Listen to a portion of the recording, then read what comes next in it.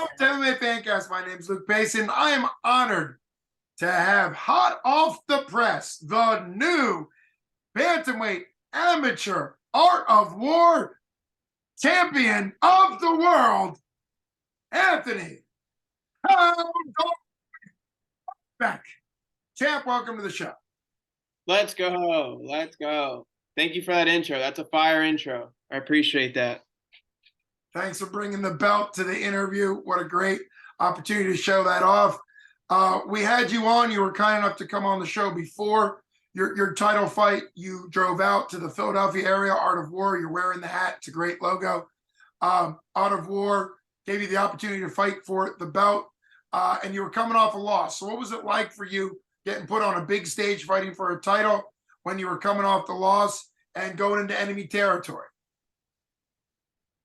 Yeah, it was a big, I thought, like, pivotal turning point in my amateur career. Because, I either could have gone one way, I could have been 4-2, and been off to, like, a little bit better of a path, or I could have gone, the other way and been 3-3 and then kind of been sitting there losing 2 straight, thinking, like, okay, like, what's this gonna, like, is this really gonna go this way? So, yeah, it was a big deal for me. It was a little bit of pressure in my head about that kind of thing, but I just tried to, battle those thoughts with a bit more positive thoughts, just really not try to worry about that, because if I go out there and do my job and worry about that, those things will take care of itself. So, yeah, I mean, coming off a loss, it was a little bit of stress and pressure on myself maybe, but it was good. I wanted that kind of stage. I wanted to fight for, like, a nice professional promotion for, against another challenging opponent. And yeah, they just added the title on top of it. So I was like, hell yeah, let's do that. And I worked hard for that and turned it around. So I'm glad I came out and the hard work kind of showed, because sometimes in the sport it doesn't happen that way. So Absolutely, champ. And to add a little wrinkle to the already stacked, opportunity for you, you were taking on a previously undefeated. You guys were both challengers. He was 3-0. Like you said, you were 3-2 coming into it. You're now 4-2. You had a dazzling first round, kind of modified guillotine. I'll have you talk a little bit about that. Before we get to the actual finish, what set up? Because I've only been able to watch the clip that you posted to Facebook of you actually sinking in what some would call the power guillotine, or the standing front guillotine with a high elbow, well, whatever that is. So what was the first part of that round like for you prior to getting the guillotine, and what set that guillotine up? So right when I watched film on him, I realized that was maybe something that was going to be there. Just because I was watching the way that he takes every single one of his shots, is his head's on the same side every time. He didn't really mix up his single and his double legs. So I realized that every time he was going to try and take a shot on me, his head's probably going to be right there. And I've always had a decent, like, high elbow guillotine. I finished some pretty good people with that. So I knew that was something that would maybe work in my advantage. So it's something I worked on for weeks, just trying to, from different positions, like, lock those guillotines up from that side. So I was looking for that. And the first part of the round really was game plan to just kind of feel him out, like, make him frustrated, win positionally on the feet, kind of get him to take a dumb shot. And he kind of chased into a shot and wound up climbing my back. And then, oh, sorry. He took like a really long shot, wound up trying to climb my back, and got pretty far, but I shook him off. And then I turned my back to the fence, and he tried to reshoot on a double leg, and I threw a knee up in his gut, and I heard him go, huh. And then his body position kind of sunk down into my hips, and his head was just right there where I had been practicing locking up guillotines for weeks, right there. So once I felt that, I bid on it and kind of modified guillotine. I just pressed into that side, and I wound up sitting him down with it, and I think he just realized he was stuck there, and I got the tap. Yeah, yeah. The way you kind of turned it over and sat him down, it really is pretty much inescapable at that point. It becomes a guillotine with a maybe just a touch of like a neck crank or at least like a compression thing too. A lot going on there. It was also cool to hear, Champ, you talk about how you were drilling that high elbow front headlock power guillotine to defend off his shots. And it turns out you didn't actually use it off his shot. You used it off more of a reaction from your knee, but his head was in the positioning. So for people that know this from wrestling and jiu-jitsu or kickboxing or Muay Thai, it's all about drilling angles and situations, because then when that situation came up, even though it wasn't a shot, it was more him ducking down because you need him. It's still the opportunity was there and you grabbed it. For you, you mentioned you're now 4-2. You're a champ. Art of War is a good promotion, been around now for several years. I think I went to their first couple shows when I was living out in the Philadelphia area and would go down to see him. I knew Mike Bickens from another promotion prior to him starting Art of War. So it's really cool that you're a champ of a recognized regional promotion outside of Philadelphia. It's great stuff. Now that you're 4-2, I saw your corner was all stout guys. What's it like?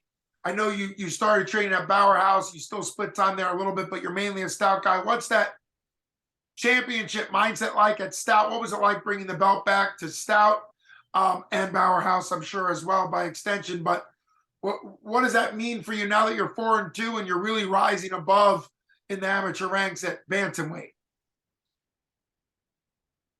Yeah, so my corner was Lucas and Mike. Mm-hmm. And I couldn't really ask for a better corner, really, because Lucas was gracious enough to come out with me like on Thursday and Friday. So I was with him pretty much most of the time.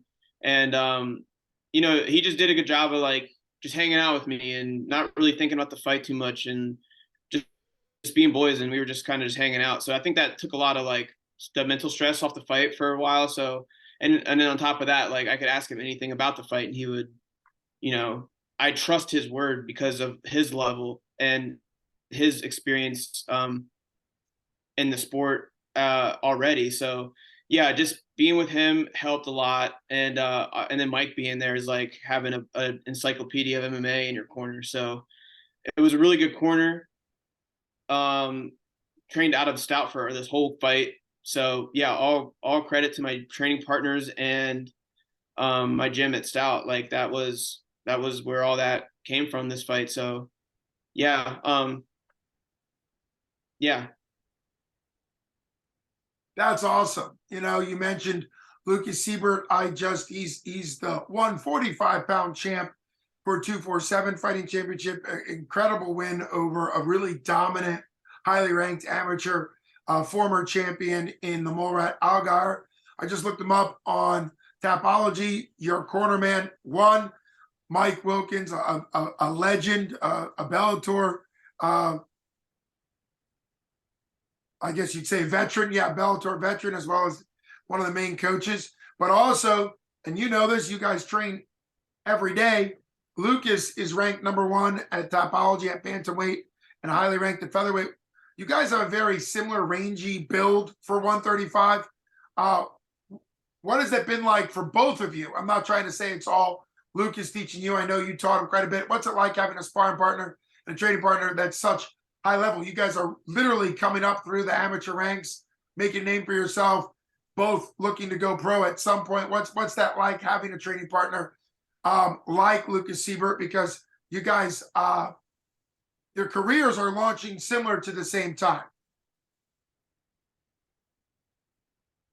Yeah, I think that's kind of it's not like a mistake, like we'll kind of we'll meet like outside of practice and drill. Like we'll like literally find time in the day to drill extra stuff and like go. Like I remember a couple of months ago, like we were working like kind of separate ends of Pittsburgh, but like on the way home from work and before our actual practice, we meet at like a gym and like go drill stuff. So I don't think that stuff's by mistake. Like I just think we like the sport or we love the sport and we're just trying to be the best that we can be at it. And yeah, having like the number one bantamweight in the country also gives me a lot of confidence because it's like, okay, well, if I'm hanging with him and I'm doing well with him, like who's gonna like how is this kid gonna look in front of me when I'm in front of Lucas every day, or I'm in front of Miguel every day, or I'm in front of Tim Bailey every day?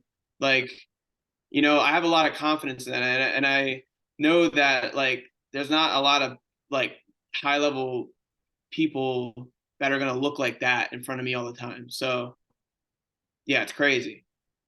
Yeah, you just listed off a killer's row for sure. And also to throw in, I think she also fights at bantamweight or around there. I think I saw, yeah, I did see that Sunshine Brittany Bickert made the trip in with you guys to support you. And that's a high Yeah, level spar. That's a high level sparring partner as well. I believe she fights at 35 as well. So your bantamweight, featherweight range, both men and women, very strong out of stout. You guys got so many people. Great for you to mention Tim Bailey. I know he doesn't have quite as many fights, but still, you've got a really deep fight crew there out of stout. And of course, other weights. You've got the 205 the amateur 205 light heavyweight champ, but I can't imagine you're rolling with Pat Magan much due to the size difference. But you know, you got a huge depth of roster. no, not typically. Not typically, right? Not typically, yeah. And that's what's awesome, right? Yeah. You have such level within. You've got two real 205 monsters there. Goat James Padmore, as well as the current champ, and then James. We could go on and on and on, but I don't want to forget anybody. Anyhow, so for you, this sets you up very nicely. At 4-2 now, you're already a champ. Got to ask the question: do you want to defend and run back out to Art of War and see if you can defend the belt out there? I know 247 has two big fights coming up, one in October, which might already be booked, and one in December. Would you also like to fight in front of a home crowd with that 4-2 record and really establishing yourself more as bantamweight? Yeah, I don't know. I you know, the sport's so crazy and like time consuming that um you know, I just want to take a couple days to like spend it with my girlfriend because I'm like feel like I'm never home um and my family. So I've just been enjoying the win and like just enjoying like going to work today and coming back home and not worrying about going to train. So I haven't been to Stout. I haven't been to the gym yet. I'm going tomorrow. And I'm gonna talk to Mike. I'm gonna talk to Lucas. I value Lucas's opinion. I value Rob's opinion. I'm gonna talk to Rob Bauerhouse. You know, just kind of get everyone's thoughts, feelers out to see what people would like me to do, and then I'll probably take some time to see what I want to do, and then it'll probably mesh somewhere in the middle of all that. I don't really know. I would defend again for Art of War. I love Art of War. They're super good to me. They gave me two nights in a hotel at a super sick place, took care of me, whatever I like. They were just super cool, very professional place. So I would love to go back there and fight. Mike Bacon is super cool. His wife also helps run the stuff. She's super cool. Yeah, so I would go back out to Art of War in a heartbeat. But yeah, 247 opportunities are probably going to pop up hopefully soon around December. I've been talking to New Line Cage Fighting. They want me to make my pro debut out there in December, so that's an option. So we'll see. I don't know. I got to talk to Mike. Like I said, talk to all those people's opinions Sure. that I respect and want to listen to. Think about it on my own, and then we'll come up with something. Absolutely. I appreciate your willingness to answer that question. You just won a few days ago, so makes sense. Enjoy the belt, enjoy the win, enjoy time with your girlfriend and your family, and being able to kind of regroup. I've really appreciated being able to follow you during your amateur career, particularly if you are thinking of pro. So whatever you next get lined up, whether it's an amateur defense or another amateur big fight or going pro, I'd love to continue following you on MMA Fancast to have you continue to come back on the show. So appreciate you making this work, and really appreciate it. Can't wait to see what happens to you and all the people we've listed out of the Stout and all of Pittsburgh. I know the Stout guys, you included, have said it, that the Pittsburgh gyms really see it as Pittsburgh versus the world. And so it's great to see you as one of the up and coming Pittsburgh fighters. Whatever you do, wherever you go, representing both originally Bower House and now Pittsburgh. It's just really cool to see what you've been doing. For you, what was the most memorable part of the night? Was it actually winning the belt, or was it being able to call a family member or take a picture with a relative where you've, or some other person where you've won the belt? Because I know sometimes in the cage is exciting, but it's the opportunity to actually have a title outside the cage and being able to bring it to the gym, or you have it in your bedroom or whatever. What's been one of the kind of the highlight moments as we wrap this up? And I'll have you back on whenever you next get a fight schedule. But let's end on sort of the positive moment and a really standout memory and experience from you winning the belt for Art of War cage fighting. Yeah, that's actually funny. My girlfriend asked me that tonight at dinner. She was like, "What was the best part of the weekend or most memorable?" And I was like, I think it was just like after I had walked back to the locker room, and then I could like walk out and see my family and like the people that were there to support me, and like kind of hang out with Mike and Lucas and Brittany and have a beer with all of them and take pictures. I think that was like the most memorable part of like the whole weekend. Like it was just super cool to see like how cool of an accomplishment that I just was able to achieve, like how like happy they were for me. Like that was super cool to me. And that's something that I'll never forget. And then I'll never forget like, them saying my name and them wrapping a belt around my waist. That was a pretty wild feeling. That's like I know it's at the amateur level, but like that's like, video game stuff or like movie stuff. Like that stuff's super cool to me and big moments in your life. So yeah, I would think like one of those two moments, or like me running up to Lucas and Mike when I won, and like that was super cool. So I would Yeah, say those three. makes sense. There's a lot of great moments.